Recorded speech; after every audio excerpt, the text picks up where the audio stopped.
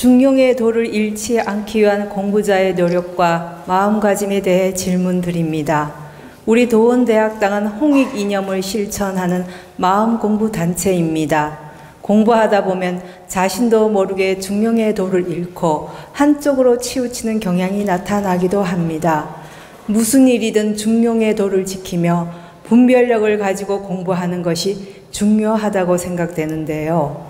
공부자로서 중용의 도를 지키며 분별력을 잃지 않기 위해서는 어떤 노력과 마음가짐이 필요한지 알고 싶습니다. 감사합니다.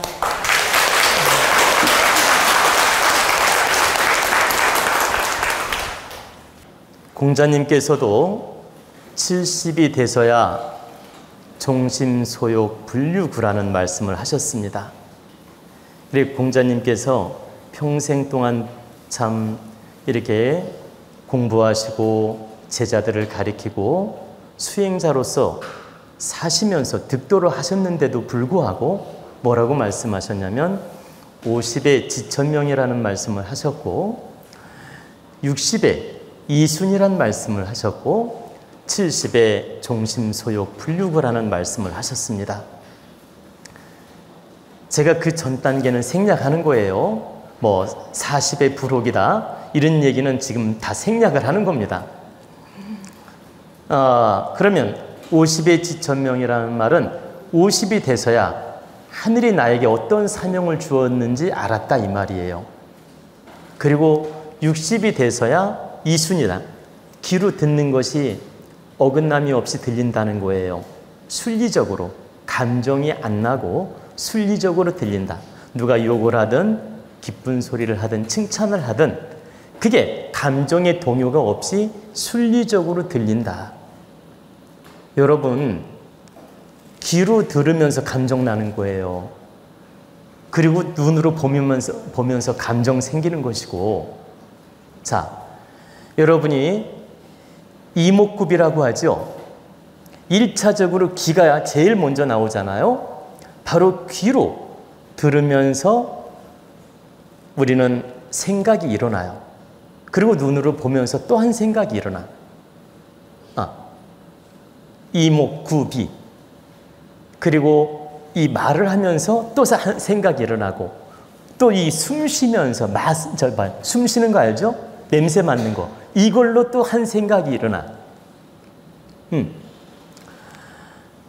바로 이처럼 귀로 듣는 것이 나한테 즐거움도 주고 행복감도 주고 또 어떤 좋은 에너지를 준다는 뜻입니다. 그래서 여러분들이 법문을 귀로 듣잖아요. 그리고 좋은 깨달음의 법문을 들으면 마음이 가라앉고 즐겁기도 하고 편안하기도 하죠. 그리고 쎄소리, 막 나쁜 소리 들으면 막 심장이 떨리기도 하고 그리고 편안한 명상음악을 들으면 어때요? 마음이 가라앉으면서 아주 고요해지면서 좋잖아요. 그때로는 살짝 졸리기도 하고 이렇게 우리는 귀로 듣는 게 이 감각 중에서 1차 감각이라는 겁니다. 그래서 아기가 태어나면 제일 먼저 귀가 열리는 겁니다. 여러분 몰랐죠? 제일 먼저 귀가 열리고 그 다음에 이제 눈으로 빛을 느끼는 거예요. 이 눈으로 이렇게 아기가 지금 눈을 떴다고 해서 다 아는 게 아니에요. 여러분 아기가 눈을 뜨고 엄마를 바라본다 해서 엄마 보는 것 같지? 그렇지 않아요. 그냥 눈을 뜨고 볼 뿐이지 색깔을 정확하게 구분을 못해요. 며칠 지나야 색깔을 구분하기 시작해요. 근데 나면 바로 얼마 안 가서 이 귀로 듣는다니까요. 귀가 제일 먼저 열려. 그 다음에 또 며칠 지나면 눈으로 색깔을 구분해. 그 다음에 아이가 젖을 먹잖아요. 이 입맛을 느껴요. 그리고 이 코로 엄마 냄새를 느껴. 그래서 이 이목구비 순서대로 느낀다. 여러분은 애 많이 낳는데도 모르잖아요. 애 엄마인데도 모르고 있잖아. 이게 바로 깨우침이 부족해서 그런 거예요. 나는 애를 직접 안 낳았어도 알잖아요. 응? 그래서 아기가 태어나면 귀가 제일 먼저 열린다. 그러면 사람이 죽으면 제일 늦게 다치는 게 뭘까요? 맞았습니다. 어떻게 이렇게 정답을 잘 맞출까? 응? 사람이 죽으면 제일 귀가 늦게 다칩니다. 그러니까 태어나면 제일 먼저 귀가 열리고 죽으면 제일 늦게 다치는 게 귀예요. 그래서 죽은 다음에도 우리 후손의 소리를 듣는다는 거예요. 숨이 끊어졌는데 우는 소리, 엄마 아빠 찾는 소리 다 들린다는 겁니다. 그래서 여러분이 임종을 할 때 숨이 딱 끊어졌다고 해서 돌아가셨다 생각하지 말고, 잘 보세요. 임종을 할 때 숨이 딱 끊어졌어도 내 소리를 듣는다 생각하고 할 말 다 하라고 하는 겁니다. 제가 그전에도 법문할 때 돌아가시면 마지막 소리를 들으니까 다 할 얘기 하라고 했습니다. 어떻게? 아버지가 돌아가셨는데 아버지한테 할 말이 있으면 한 10분 동안은 다 소리를 들으니까 10분 동안은 아버지한테 할 말 다 하라는 거예요. 참여해야 하는 말도 하고 전할 말도 하고. 아버지 정말 사랑했습니다. 불초 소녀가 이러이러한 부족함이 있었습니다. 용서해달라고 말도 하고, 또 이렇게 참 감사한 이야기도 하고, 또 어머니가 돌아가셨어요. 불초소자 이러이러한 잘못을 많이 행했는데 용서하여 주시옵소서. 정말 참회합니다. 그리고 어머니 정말 이 집착 다 내려놓으시고 좋은 곳으로 가셔서 천상에 가셔서 도 닦으시고 선녀가 되시옵소서. 이렇게 한마디 축원해 주는 거예요. 그리고 어머니 덕으로 우리 후손들 잘 살겠습니다.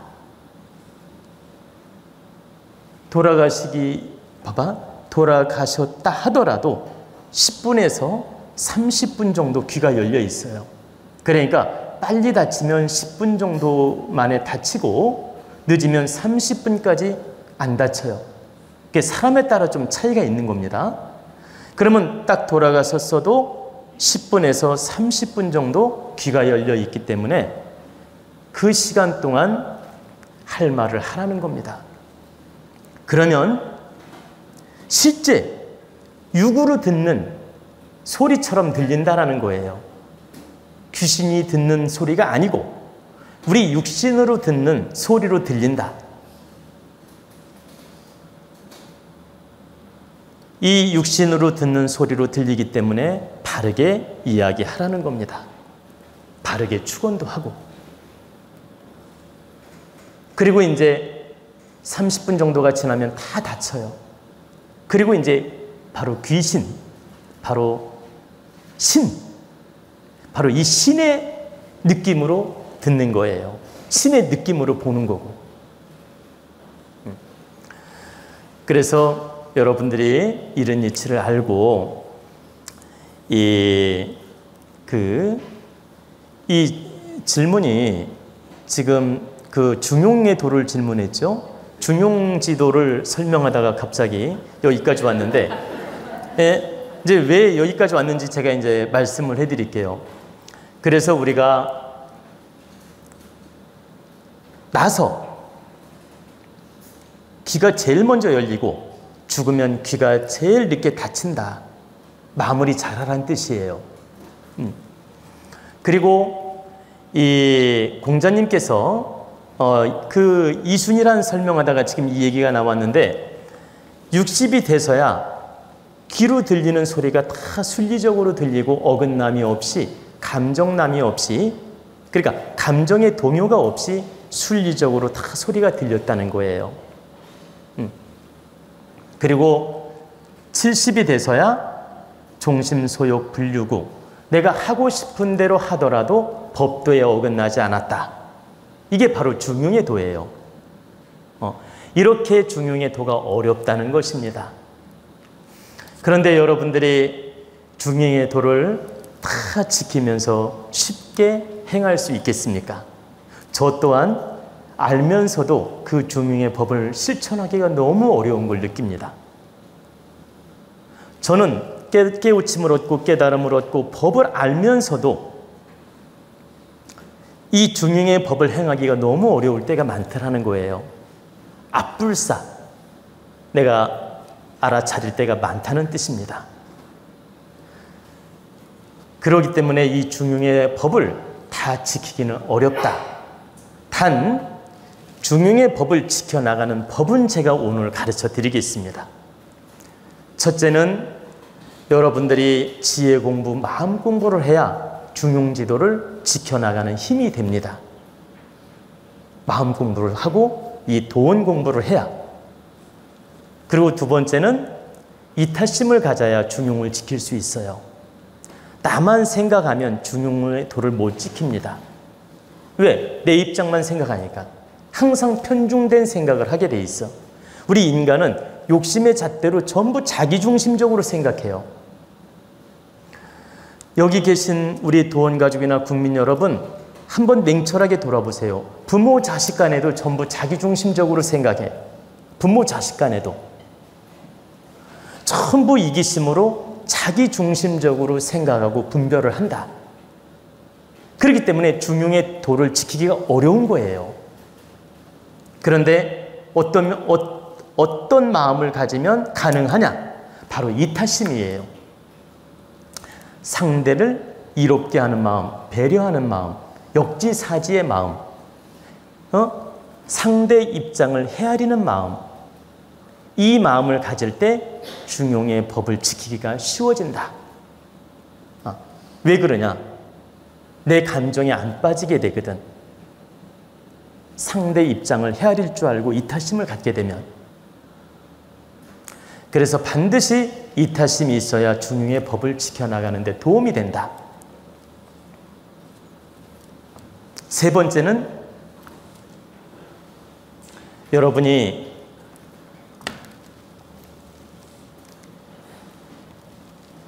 이 대자연의 이치, 이 순행 법칙, 이 자연이 움직이는 순행 법칙, 이런 순행 법칙을 나름대로 공부를 많이 하셔야만이 중용지도를 지켜나갈 수가 있어요. 그 말을 하나만 예를 들어 볼게요.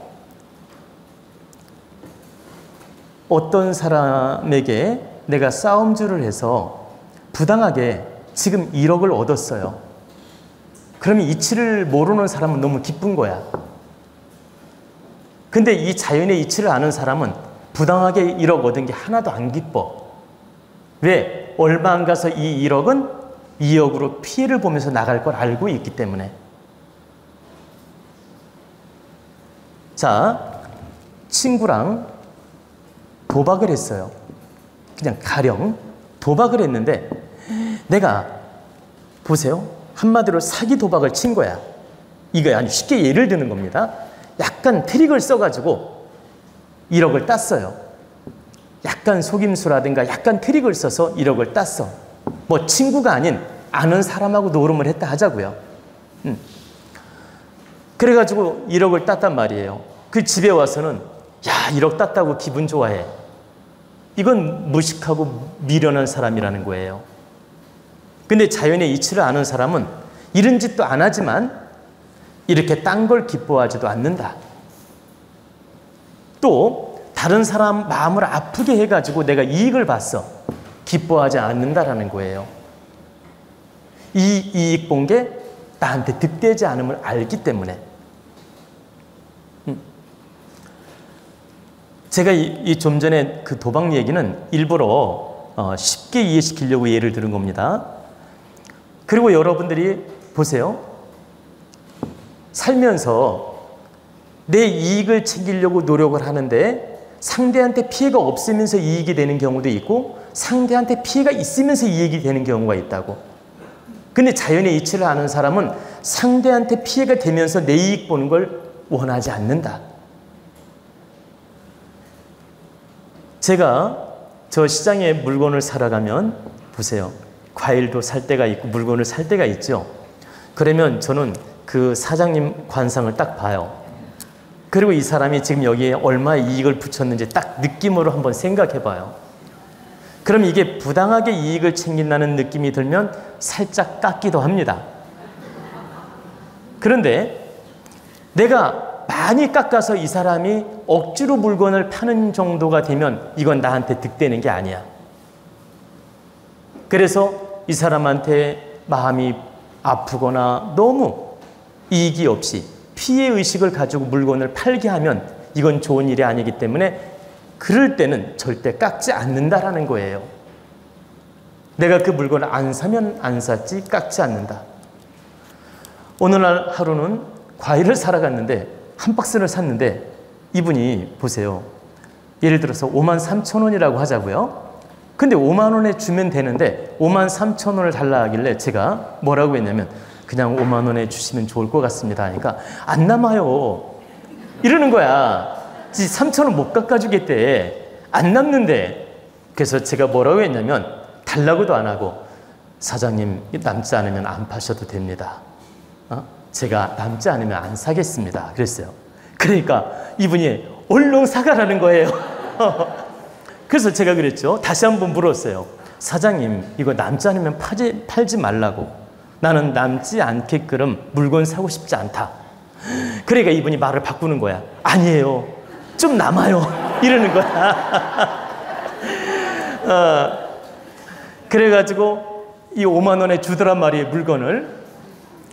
제가 이제 이런 말씀을 드리는 건 자연의 순리 법칙을 안다는 거예요. 그래가지고 나도 이롭고 상대도 이로운 방법을 택하는 게 바로 중용의 도라는 겁니다. 그럼 그 이 중용의 도를 알려면 세상 이치, 자연의 이치, 순행 법칙을 깨우쳐야만이 중용의 법을 행할 수가 있다. 내가 이익 챙겨도 이게 다가 아님을 알기 때문에 함부로 욕심도 내지 않으며 중용의 법을 따라갈 수가 있다. 중용지도를 행할 수가 있다. 근데 이 자연의 법칙이나 이치를 모른다면 자꾸 욕심을 부리게 되거든. 그래서 우리는 자연의 법칙이나 순리의 법칙을 알 필요가 있다. 제가 지금 3단계 말해줬는데 3단계 지금 설명한 거 아는 분 손들어요. 빨리. 공부했나 안 했나 지금 보려고. 우리 본부장님. 저는 메모를 하는 사람입니다. 그럼 빨리 해봐요 그럼. 네, 지혜 공부, 마음 공부요. 또 지혜 공부, 마음 공부. 네, 이타심. 이타심. 세 번째는 대자연의 이치. 그렇지. 순행 법칙. 네. 이걸 공부하고 우리는 알아야 된다. 그래야 가장 중용지도를 행할 수 있고 시중지도를 행할 수 있고 바르게 인생을 살아나갈 수 있다는 뜻입니다. 그래서 여러분이 지금 도원 법문을 듣고 이렇게 오셔서 이렇게 좋은 법문을 듣고자 하는 건 바로 중용지도로 인생을 살고자 이곳에 왔다는 뜻입니다.